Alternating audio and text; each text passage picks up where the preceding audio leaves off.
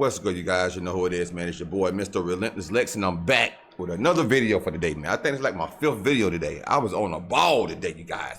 Make sure you tapping that screen and hitting that like button. Let's get to at least 1,000 likes on this video right here for Tupac, man. This video says this is the photographer who took the last photo of Tupac before his murder, getting shotgun pointing at him as well. Part 1. Now, I don't know if there's a part 2. I just found this video and I thought it'd be very interesting video. Because we all remember that last photo of Tupac before he got unalive, when he was in the car with Suge Knight, and he looked like something was wrong all in his face, bro. So we're gonna recap that time with this guy, the photographer. Let's get it. My name is Leonard Jefferson. I am the photographer who took the last picture of Tupac Shakur minutes before he was shot in Las Vegas on September 7th, 1996. Look at that look on his face, bro. He looked like something was gonna happen to him that night. And Suge Knight was looking like, I hope they don't hit me with him. R.I.P. to the king, man, Tupac. Me and my partner, we drove down to Vegas from Los Angeles to attend the Tyson Seldon fight. Introducing the one and only Iron Mike Tyson. We got to Vegas about maybe 4 or 5 o'clock in the afternoon, checked into our hotel, relaxed for a little while, and then we walked across the street to the MGM Hotel where the fight was being held. And we were just standing in the lobby, you know, people watching. And actually, I saw Tupac and a group of people that he was with come into the lobby right before the fight. And I just figured I probably would see him later, so I didn't really, you know, go approach him or anything like that. And had you seen him before or talked to him before? Yeah, actually I have. I met him at Can-Am Studios, because I used to sell cars.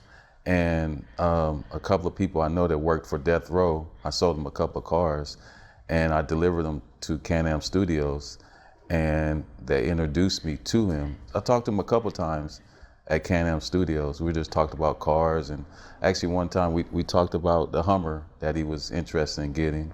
I didn't get it for him. He wound up getting it from somewhere else. But we talked cars, and it was just an interesting thing just to, you know, be in there with him, and just all the melee that was going on. It was real interesting. The activity at the studio? Oh yeah. People kept saying they need tickets. And we said, no, we're not selling. And then this one couple came up. They were from Detroit. Never forget them. They had on some bright green. They were dressed alike. And the guy said, man, I'll give you $2,500 each ticket. And we looked at each other and we said, okay. And so we wind up selling our tickets and made a little profit off of them. It turned out to be a good deal for you. That fight was only like a minute long. Yes. People were mad. Yeah, and that's what we took into consideration too. He's like, Tyson's usually knocking people out like within a minute or two of the first round. Got that shit right. So we took that into consideration. Yeah, y'all came up on that one. My boy and I, we walked back across the street to our hotel. This summer, make your own magic at the Monte Carlo Resort and Casino. It got later into the night. We still were just hanging out, and I got hungry. We were on the dice table, and we both were winning. I was on one end, and he was kind of on the other. So I walked over to him. I said, man, I'm hungry. I want to go get something to eat. And he said, no, I'm winning right now. So, you know, I said, I'm winning too. I'm up right now, so I'm good. I wind up calling California Pizza Kitchen to place a food order. And I called them and told them I was coming to pick it up. Valet brought my Suburban up. And I got in the Suburban and made my way to the Strip, and it was crowded. There was traffic. Saw a lot of police and just a lot of people. You saw people still yelling out Tyson, and the fight had been over for a few hours. I saw this one guy, he was like yelling, Tyson, Tyson. As I was driving, making my way through the traffic, I stopped at a light and I looked to the left and it was some shiny wheels. I'm in the car, so I looked at the wheels and then I looked over and I saw it was Tupac and Suge. And I said, what up, Pac? And then he kind of hesitated, he looked, and then he recognized me.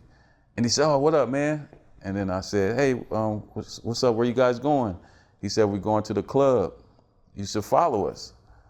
I said, all right, cool. So for some reason, I have no idea why, I said, man, let me get a picture real quick. I said, let me get a picture.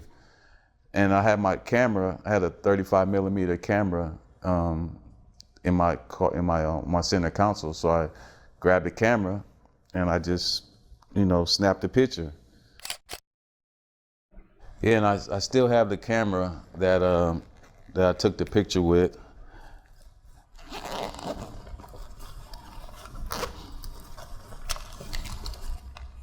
It's exclusive. I've never showed this camera before.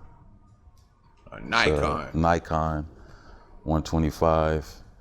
And see, it has the buttons where you can rewind it here. And here's where the film cartridge goes in right here. Yeah, I held on to the camera.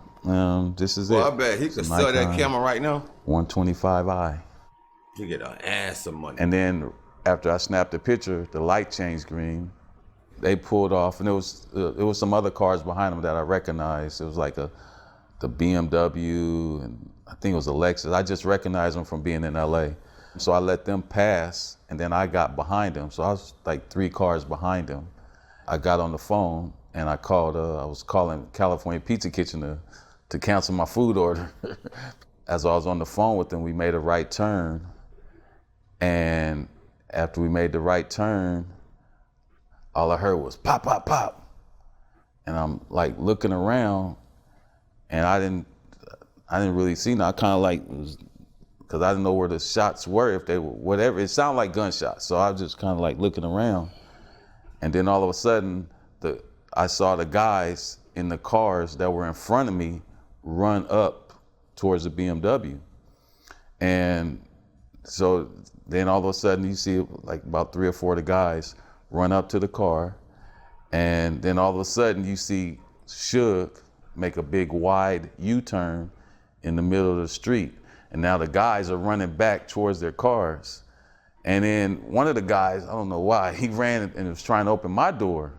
And my door was locked, so I didn't really know dude or whatever. And I guess he realized he was in the wrong car.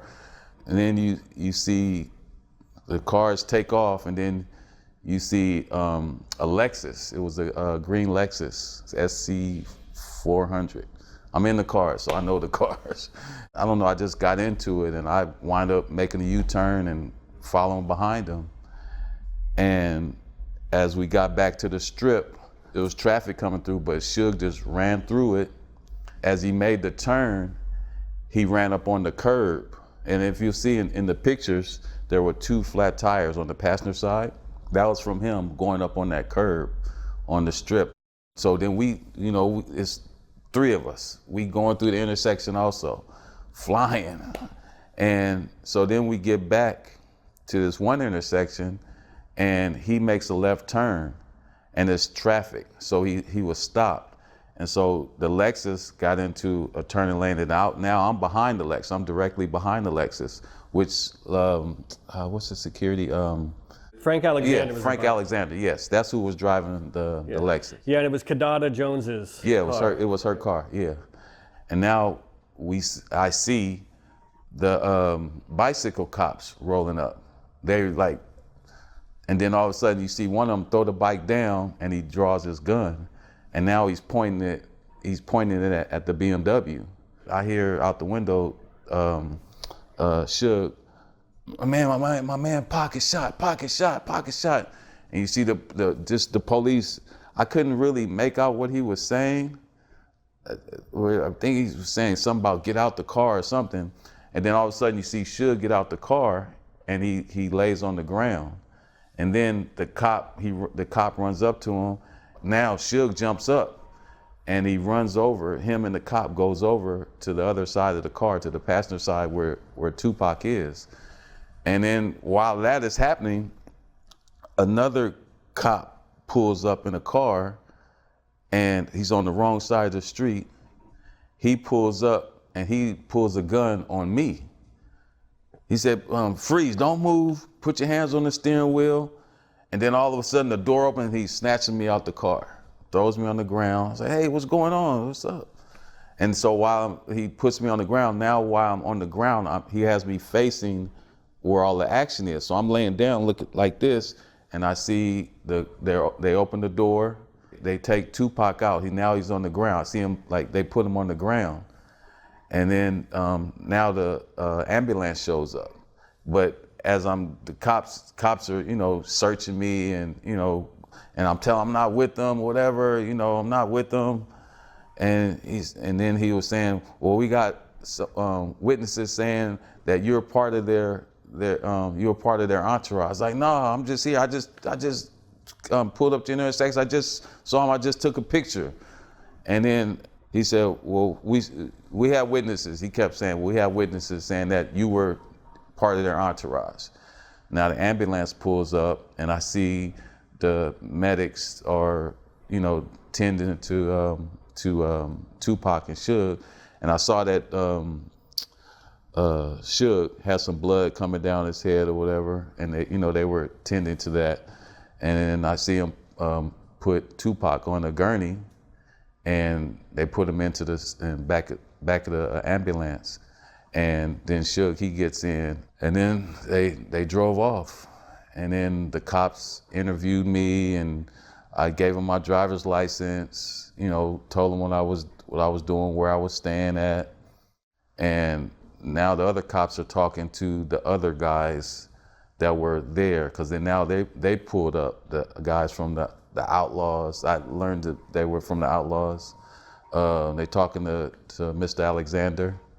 They wouldn't let him go. He kept trying to leave. He said, I'm his security. I need to be with him. He said, no, you can't leave the scene, you know, whatever. And so they searched my car. It was new. I had just bought the Suburban maybe like 2 weeks before. So I didn't really have anything in it, just maybe some papers or whatever. And then the officer said, you're free to go. We don't need you. We got your information. If we need you, we'll contact you. Wow, that's a pretty dope story, man. Never heard before. I've heard some of that story, but I didn't hear the other parts, you know. So shout out to my man, forgot what he said his name was, the photographer guy, for that picture, man. That picture gonna always remain in our heart, in our heads, and everything, bro. R.I.P. to Tupac.